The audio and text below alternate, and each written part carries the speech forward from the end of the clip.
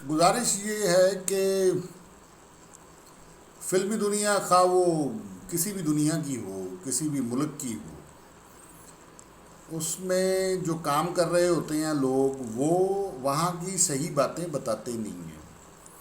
Glamour اتنا ہے، چکا چوندھ اتنی ہے، چمک اتنی ہے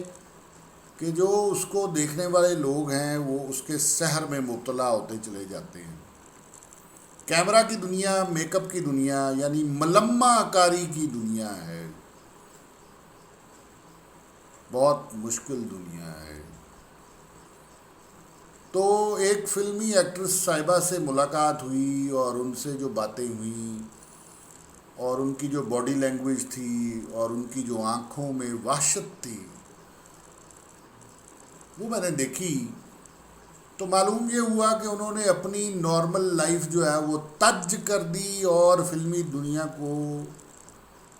اپنا سب کچھ دے دیا، غیر فطری زندگی گزاری۔ تو اب ان کی آنکھوں میں وحشت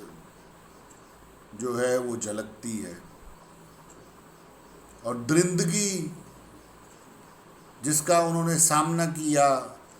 اور کئی دفعہ خود مظاہرہ کیا، وہ بھی ان کے اندر سے جھلکتی ہے۔ تو اس پہ ایک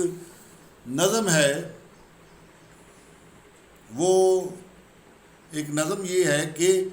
وحشت زدہ وہ، یہ وہ جو ہے یہ فلمی ایکٹریس کے لیے استعمال ہو رہا ہے۔ وحشت زدہ وہ جو کچھ ہو چکا وہ، پتھر ہو چکا وہ بھینٹ زدہ وہ، زرد رنگ وہ مر چکا وہ،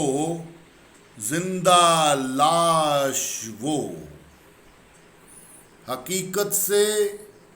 دست وہ، رگیدہ ہوا وہ، چیختا چلاتا وہ، اپنے آپ کو ڈھونڈتا وہ، اپنے آپ کو چیختا چلاتا وہ، بس روز ٹوٹ جانے والا وہ، بس دل کا پتھر وہ، بس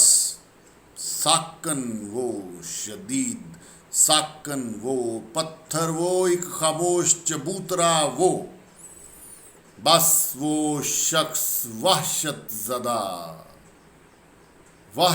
زدہ وہ جو کچھ ہو چکا وہ،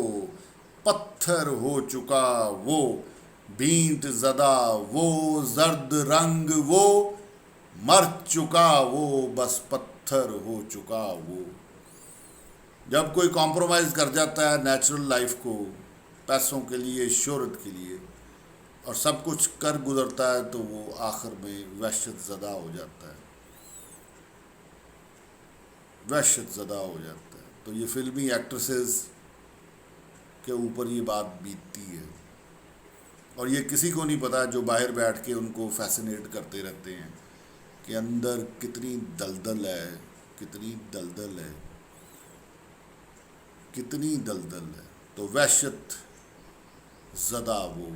وحشت زدہ وہ، وحشت زدہ